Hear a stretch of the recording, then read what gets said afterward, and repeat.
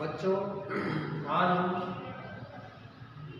व्याकरण से पाठ 20 अध्याय 20 से विराम चिन्ह पढ़ेंगे। विराम का अर्थ होता है रुकना। विराम का अर्थ है रुकना।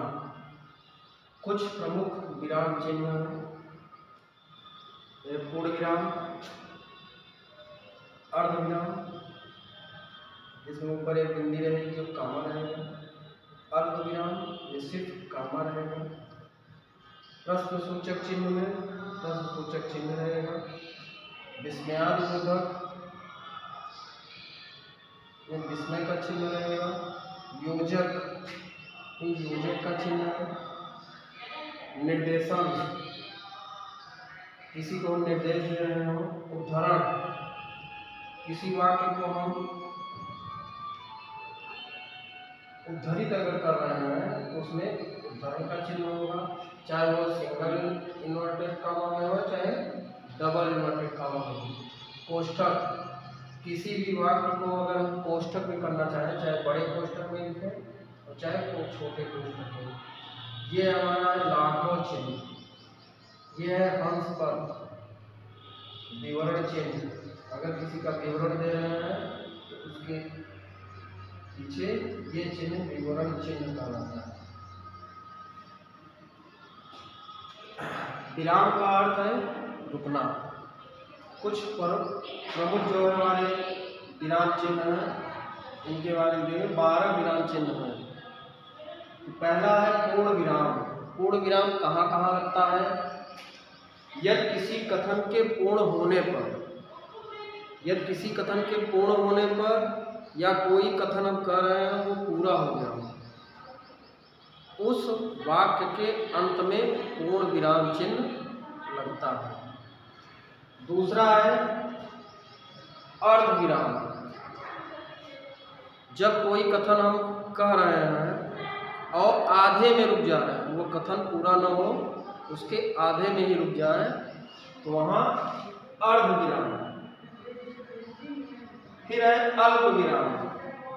अल्प विराम चिन्ह वहाँ लगता है जब किसी कथन को कहने में हम एक शब्द बोले और उसके बाद रुक गए, उस रुकने के बाद जो चिन्ह लगता है वो अल्प विराम चिन्ह है।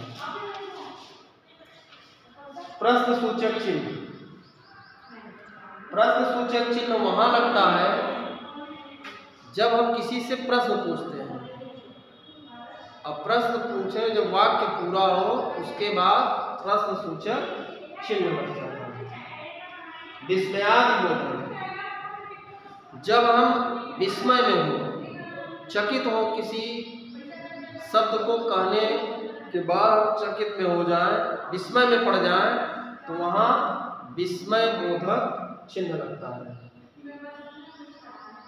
फिर निर्देशन, निर्देशक चिन्ह। जब हम किसी को निर्देश दें, अगर हम किसी को निर्देश दे रहे हैं, आज्ञा दे रहे हैं तो वहाँ निर्देशक चिन्ह लगता है। अगला है उद्धरण चिन्ह।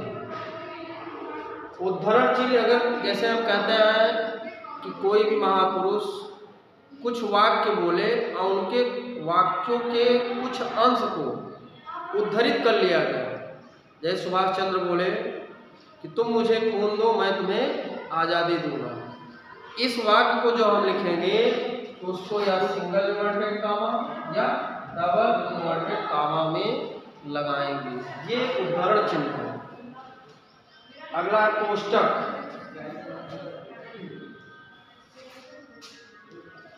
जैसे हम कोई वाक्य लिख रहे हैं और उसका उपवाक्य है, कोई वाक्य का शब्द है उसका कोई उपवाक्य है तो उस उपवाक्य को हम कोष्ठक में लिख के उद्धरित करेंगे।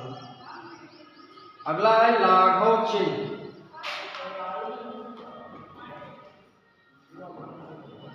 लाघव चिन्ह किसी भी शब्द के संक्षेपीकरण का होता है। जैसे उदाहरण हम डॉक्टर पूरा न लिख के डा लिख के आगे थोड़ा सा गोला कर दें, तो यह लाघव चिन्ह हमें दर्शाता है कि इसका पूरा फुल फॉर्म डॉक्टर होगा। अगला है हंस पद।